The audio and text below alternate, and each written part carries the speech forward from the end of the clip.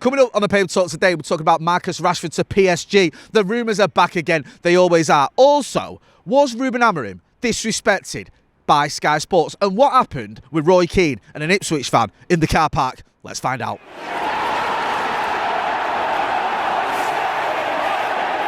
Jay here for Stretford, Paddock. This is the Paper Talk. As you can see, I'm outside Old Trafford. Get involved in the chat in the comments and make sure you are hitting like, share and subscribe. We want to get to 800,000 subscribers. We're almost there. With your support, we will get there. Loads of stories to get through this morning. Many of them focusing on Ruben Amorim's first game as Manchester United manager. That 1-1 draw at Portman Road. A little bit deflating, if we're being brutally honest, especially when we took the lead after, 80 seconds?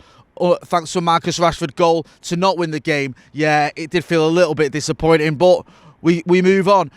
On the Marcus Rashford front, there's a story, I think, in Team Talk that's been picked up by the Manchester Evening News linking the forward with a move to PSG. Marcus Rashford and move to PSG are like a tradition at this club, aren't they? Those rumours, those stories. I feel like every year I'm stood here talking about Marcus Rashford going to Paris Saint-Germain. Well, Team Talk is saying it. I think it's Rudy Galletti, the journalist who's mentioned that it could be back on. Luis Enrique, apparently a fan of Marcus Rashford, wants to take him to the Parc des Princes. The talk of Kolo Muani leaving. I'm not sure he's going to end up at Old Trafford. I don't think that's a thing. I know he has been linked with a move to Manchester United in the past, but Marcus Rashford on PSG's radar yet again. I saw Marcus getting a little bit of stick. I think there was some fans being interviewed after the game who were criticising his performance yesterday. I don't think it was a particularly great performance by Marcus Rashford against Ipswich, if I'm being brutally honest, but at least he got a goal, and I don't think he was alone. I think there was a few players that didn't perform, but there were some that did. One who did was Amad Diallo. His stats were very good. Statman Dave posted a load of stats about him,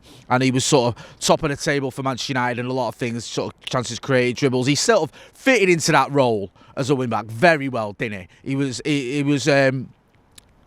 pretty superb in what he was doing, to be honest with you, for the game at Ipswich, and you could see him up and down that wing, and he was getting involved in all sorts. Obviously, the assist for the goal as well. It was just a very good performance from Amad Diallo, and hopefully we'll see him feature a lot more. It was one of my bugbears at Eric Ten Hag. He didn't use Diallo enough, but he was one of the players that sort of did himself justice under Ruben Amorim. Not everyone did, and Ruben Amorim said that he felt the players were a little bit afraid, a little bit confused at times, and he mentioned the fact that it's going to take a little bit of time to get used to this new system, to get used to a new manager, to get to where the club needs to be, and we get that. Some of these players have been underperforming for a little while now, and he's got to get them to another level. He's got to take them up a little notch. We also were missing key players yesterday. Let's not forget, when everyone's fit, you'd expect the likes of Lisandro Martinez, probably Lenny Yoro to come in, Manuel Ugarte to start, Kobbie Mainoo, of course. There's a good chance that Rasmus Højlund starts for Manchester United when everyone is fit. So we're missing a few key players there. So I'm not too disheartened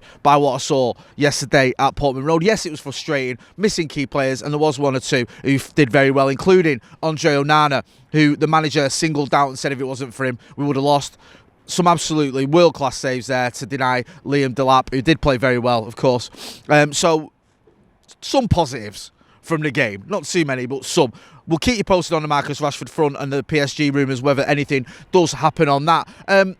Another story doing the rounds, I think this morning, is from Florian Plettenberg over in Germany, saying that Hamburger SV are interested in Ruud van Nistelrooy. A lot of sort of attention on Ruud after what he did here in his interim stint. Did quite well, didn't he? Was it 3 wins and a draw?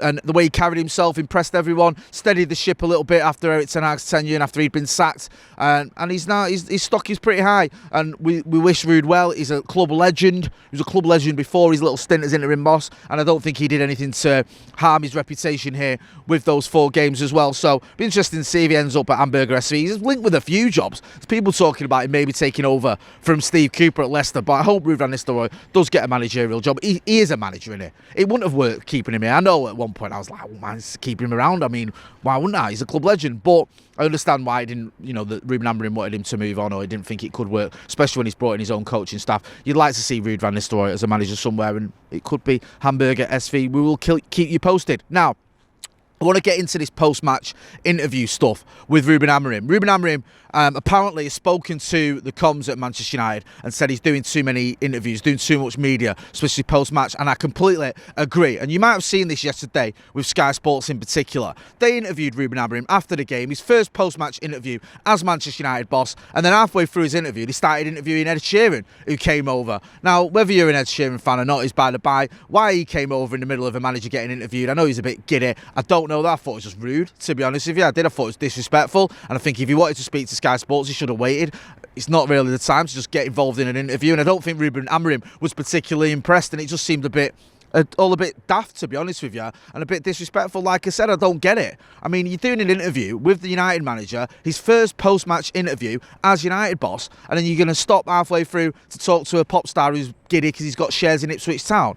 Get a grip. Seriously, I thought it was very poor from Sky Sports, and I don't think they've covered themselves in glory, to be honest with you, ever since Ruben Amorim was announced. They sent Gary Cotterill over to Portugal to demand that he spoke to him in English during a post-match or a pre-match press conference. I thought that was a bit stupid. Then you've got this nonsense after the Ipswich game. Ruben Amorim's probably thinking, what the hell is going on here with Sky Sports, and what is this nonsense? And that's why, well, one of the reasons you'd expect why he's spoke to Manchester United and said, look, I'm doing too much media, what is going on here? And I think Manchester United need to get a grip of it. I've been in these press conferences myself. I know how Manchester United can handle the press, and they can be very strict. They can keep it in the, a sort of tight rein. And I think that I've never been a big fan of that, because I'm a journalist myself. I know what it's like, and you want the manager to be able to answer questions. You want journalists to be able to ask him questions. You want him to be held to account. You want him to be able to explain certain things. But I think there has to be some sort of level of mutual respect as well. I don't think Sky Sports has seen that. Get involved in the chat in the comments. Let me know what you think. You might think I'm overreacting. You might not be bothered. You might not care about Ed Sheeran jumping in an interview or not. You might be a big fan. You might have wished he'd brought his guitar along for a little sing-song. I personally thought it was nonsensical, and I think Sky Sports should be doing better. But that's just me. Talking a bit of nonsense, Roy Keane kicking off after the game. I'm sure you saw this clip that has gone viral. An Ipswich Town fan was giving Roy Keane a bit of grief. Roy Keane, of course, was manager at Ipswich Town. I'm not sure what the nature of the conversation was. I don't know if it was something to do with the fact that he was a manager there once and they were happy with him or whatever. However, Roy Keane went over and basically offered the gentleman the opportunity to discuss it further in the car park, I think was the gist of the conversation. Said, we can meet in the car park and we can have a little bit of a chat. It actually seemed almost sort of, friendly when he was arranging it. It wasn't. There was no doubt why he wanted to go meet him in the car park, and I don't think it was for a friendly chat. I think it was more likely to smash his head in. But I don't think they did meet in the car park, by the way. I don't think Roy Keane smashed anyone's head in, just in case anyone wants to go down that route. But yeah, the way they were chatting, it was almost like he was arranging a meet up with his mate, but it wasn't his mate. It was someone giving him a bit of grief. And Roy Keane, just don't ever change, Roy. We love you, Roy Keane. There's obviously another game this week. There's 2 more games this week. We've got the Everton game in the Premier League at the weekend. And before that, we've got the mouth-watering clash against Bodo Glimt in the Europa on Thursday. Ruben Amorim's first home game as Manchester United manager. Hopefully, the post-match interviews will be a bit more respectful there. We're going to be covering that game. Obviously, we're going to be previewing that game later on in the week. We've also got the Paddock podcast later on today. We'll be speaking to a journalist this week, as we always do. So make sure, if you're not doing already, you are hitting like, share, and subscribe. I'm Motty. This has been the Paper Talk outside a pretty cold Old Trafford. Thanks for watching.